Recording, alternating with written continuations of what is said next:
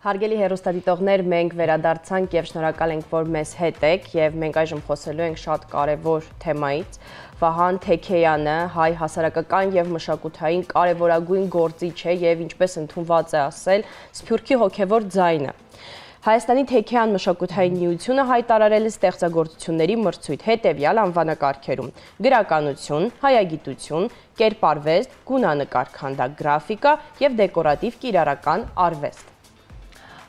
Ովքեր կարող են դիմել այդ մրցույթին, ինչպես, գիտենք, որ մինչև հոկտեմբերի 11 կարճ ժամանակ է մնացել, ընդամենը մի քանի օր եւ պետք է հասցնել մրցույթին մասնակցություն ներկայացնել։ Այդ թեմայի շրջանակում մեր տաղավար ենք հյուրընկալել Հայաստանի Թեքեյան մշակութային միության լրատվական կենտրոնի պատասխանատու Քրիստինե Մելքոնյանին, արվեստագիտության դոկտոր Վահան Թեքեյան մրցանակակիր Արա Հակոբյանին։ Բարի լույս, հարգելի հյուրեր, շնորհակալություն, որ եկաք այսօր մեր տաղավար։ Այո, ինչպես է տրամադրությունը։ Շատ լավ։ Կարծում եմ գործնական մի փոքր, որովհետև քիչ ժամանակ է մնացել։ Այո, ընդամենը 3 օր է մնացել հայտերի ընդունման մեկնարկին, մեր ստեղծագործողներին կոչ անենք, որ մինչև հոկտեմբերի 10-ը ներառյալ կարող են arm.tmm.com հարթակում ներկայացնել Վահան Թեքեյան մրցանակաբաշխության մասնակցության հայտերը առցանց են լրացնելու, եթե կունենան որևէ տեխնիկական դժվարություն, կարող են զանգահարել գրասենյակ 55 26 32 հեռախոսահամարով կամ ուղղակի այցելել գրասենյակ Խանջան 50 հասցեով եւ մեր օգնությամբ այս վերջին 3 օրը հասցնել միասին լրացնել հայտը։ Արդեն անվանակարգերը նշեցիք, այս տարի այդ 4 անվանակարգն են։ Կարևոր նկատառում, որ հայտերը լրացնելուց առաջ այդ հարթակում կայքում պետք է ծանոթանան մասնակցության պայմաններին, որովհետեւ բոլոր անվանակարգերի համար առանձին պայմաններ են, բայց բոլորի համար կա մեկ կարևոր պայման՝ աշխատանքները, ստեղծագործությունները պետք է լինեն 2024 թվականի։ Սա մրցանակաբաշխություն է գնահատելու նախորդ տարվա լավագույն ստեղծագործությունները։ Որտեղ ամենամյա է ըստ էության։ Այո, արդեն անցկացվում է, եթե չեմ սխալվում, 32-րդ անգամ։ Այո, միության հիմնադրումից մինչ օրս մրցանակաբաշխությունն անցկացվում է։ Այն ենթադրում է իրենից եւ մրցանակ, Վահան Թեքեյան պատվավոր մրցանակ եւ նաեւ դրամական պարգև $1500 համարժեք դրամ։ Մեր օրերում սա կարծես աննախադեպ եւ եզակի մրցանակաբաշխություններից է եւ դրամական պարգևի տեսանկյունից եւ նշեցիք կարեւորելով Վահան Թեքեյանի դերը նաեւ իր անունը այդ անվան մրցանակում ունենալը ստեղծագործողների համար կարեւորագույն եւ ձեռքբերում է եւ ունի նշանակություն։ Ավելի քան 3 տասնամյակի մրցանակաբաշխություն այդ տարիներից մեկն էլ ձեզ է բաժին ասել որպես հաղթող։ Դե իհարկե դա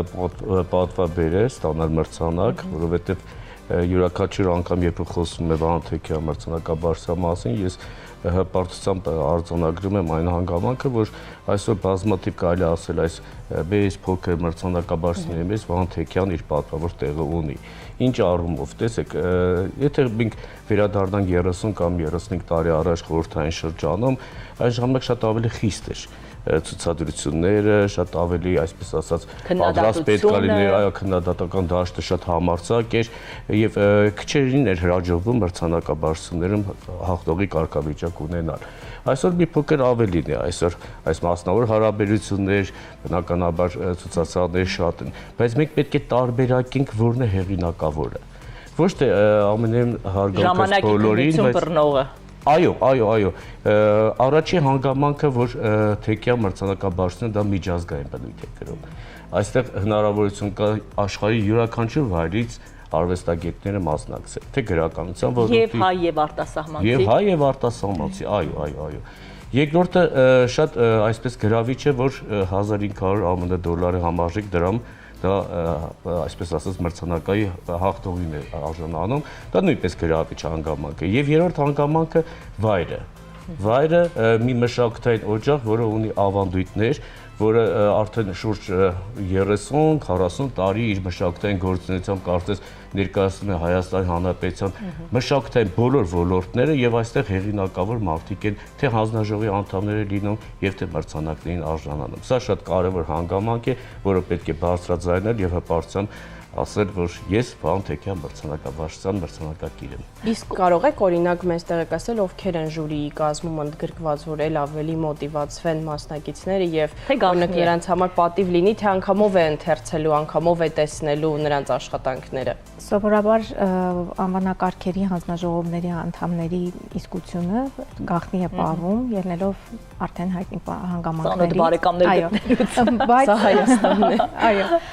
բայց պետք է վստահեցնենք, որ բոլոր տարիներին նրա հանձնաժողովի անդամները եղել են ստեղծագործական միությունների կամ այդ ոլորտով զբաղվող հեղինակավոր կառույցների ներկայացուցիչներ կամ ուղղակի մարդիկ, ովքեր իրենց ոլորտում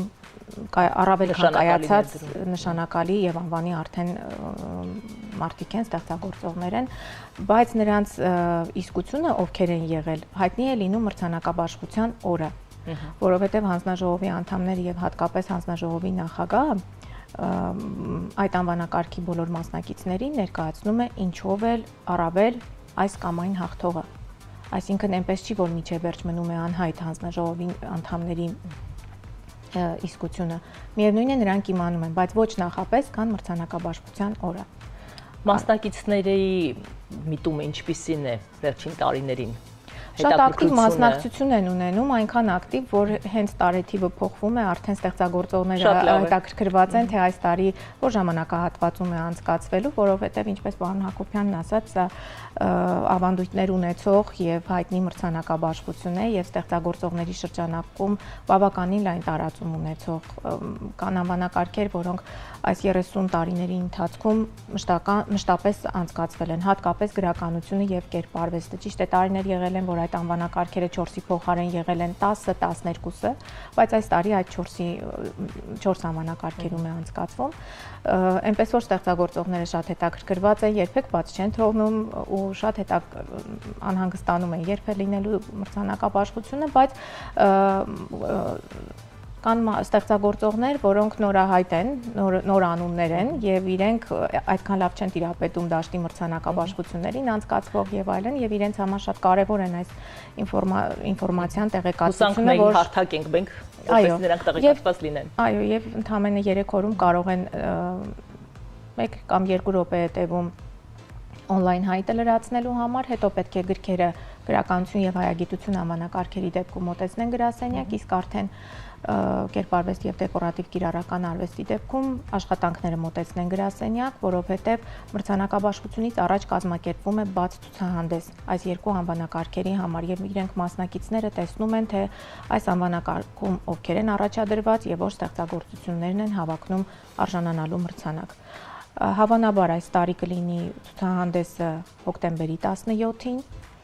իսկ մրցանակաբաշխությունը հոկտեմբերի 21-ին։ Մասնակիցները այդ մասին կտեղեկացվեն, իրենք երբ հայտը լրացնում են, իրենք պատասխան են ստանում, որ ձեր հայտը ընդունվել է կամ այս կամ այն պատճառով մերժվել է։ Հետադարձ կապը ապահովում է նաև հեռախոսազանգի միջոցով, այնպես որ սիրելի ստեղծագործողներ, դեռ ունենք 3 օր ժամանակ, մինչև հոկտեմբերի 10-ը ներառյալ կարող եք լրացնել եւ ներկայացնել 2024 թվականի ձեր լավագույն աշխատանքը։ Պարոն Հակոբյան, կխնդրեմ ներկայացնեք դուք որ բնագավառում եք հաղթող եղել կոնկրետ ճյուղը։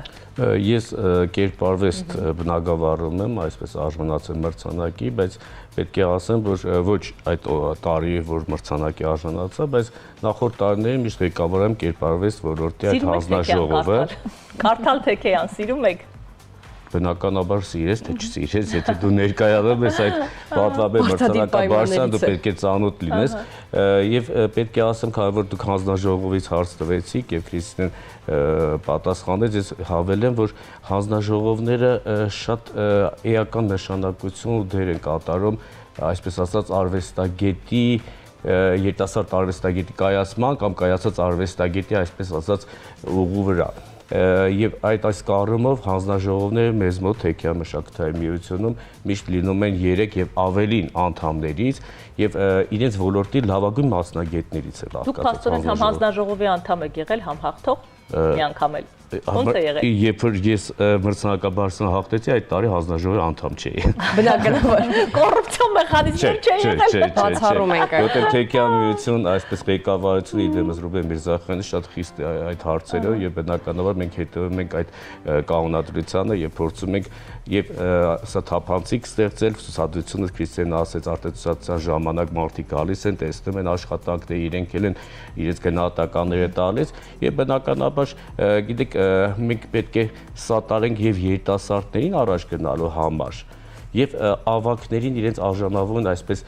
տեղը վայելելու համար եւ այդ երկու հանգամանքները թույլ չի տա որպեսզի հանձնաժողովները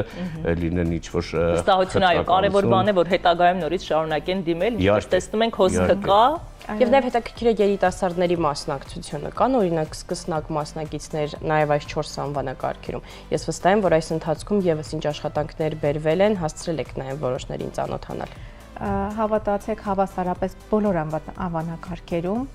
հավասար մասնակցություն ունեն եւ ավակ սերնդի եւ երիտասարդ սերնդի մասնակիցները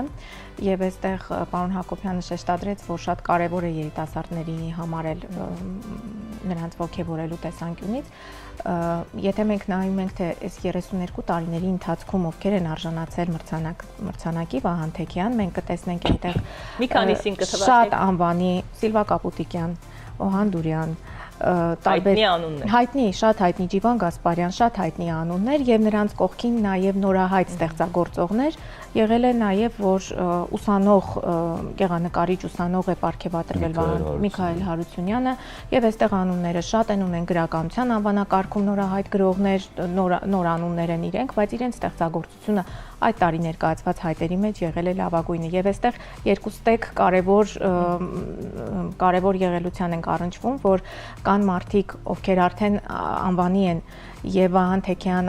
մրցանակ են ստանում եւ անուններ, որոնք Վահան Թեքեյան մրցանակը իրենց նոր հեռանկարներ, հնարավորությունները բացում իրենց առջև։ Թող որ հաղթեն արժանիները, ձեր մրցույթին հաջող ընթացք։ Վստահաբար շնորհակալ ենք շատ, որ այսօր մեզ հյուրի եկաք եւ այս կարևոր նախաձեռնության մասին խոսեցինք եւ մենք էլ մեր հերթին լիահույս ենք, որ թեկուզ այս 3 օրերի ընթացքում կկրկնապատկվեն մասնակիցների բեղմնավոր աշխատանքային օր։ Շնորհակալություն եւ բարի առավոտ։ Դիտենք գովազդ եւ վերադառնանք։